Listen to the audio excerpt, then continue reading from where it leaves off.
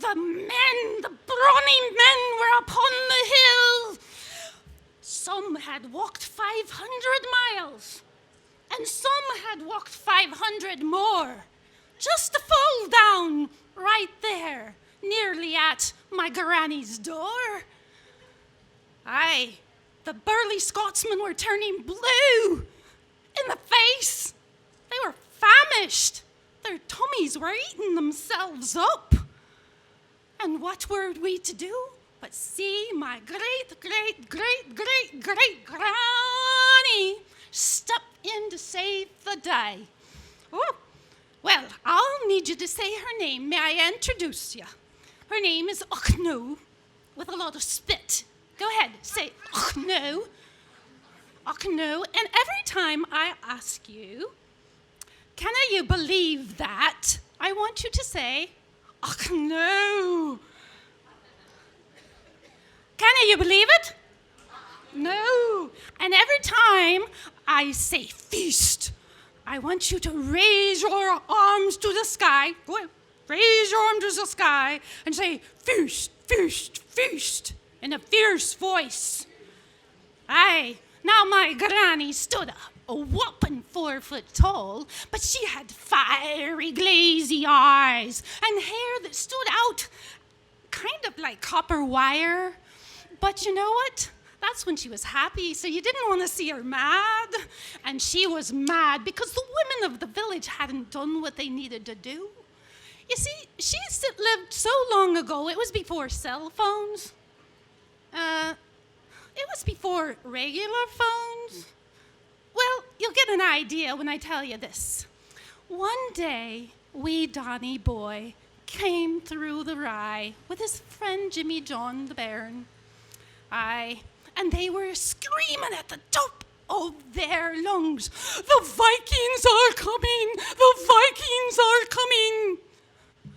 Can you believe it? Oh, no, yeah, you're right. It wasn't the Vikings, it was the village people. No, the people from the village, and there they were. They were gathering for the clan. It was the festival of the Bony Knees. I see we have a few candidates in the front row right here.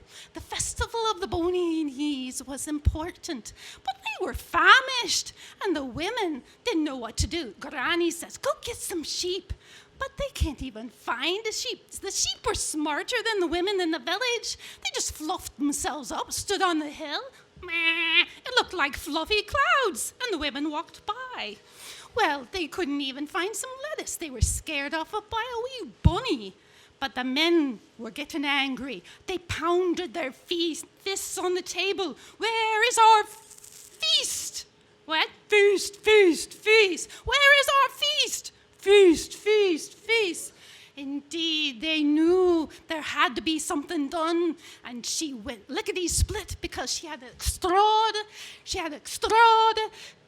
gift. She was really fast, and what she did was unrenowned. She just stood up and saw the baker's cart, whizzed right over to the baker's cart, grabbed all the loaves and threw them like javelins through the sky. And then she gathered up those hiding sheep and threw them, tossed them over the fence. Meh, meh, meh. Oh, the mutton did fly. The bread was there, and she hopped into a big lettuce patch, and she flung her feet right and left, hitting the heads of lettuce as she went. What a dance it was, and fast and lickety-split, every ingredient was there. And that's when she was brilliant. She began to go chop, chop, chop, slice, slice, slice, slap, feast, and feast they did. She chopped them fast, and she chopped them fast and went in a frenzy. But the men would have no more. They had waited a whole minute for this process to take place. They were angry as they yelled, "Where is our feast?" Feast, feast, feast. And as they said it, the deed was done. See, Granny had fed over 1,000 men in under a minute.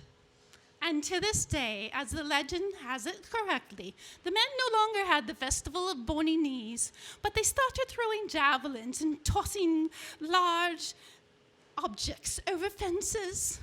and dancing the Highland Fling. And that's how we got the Highland Games.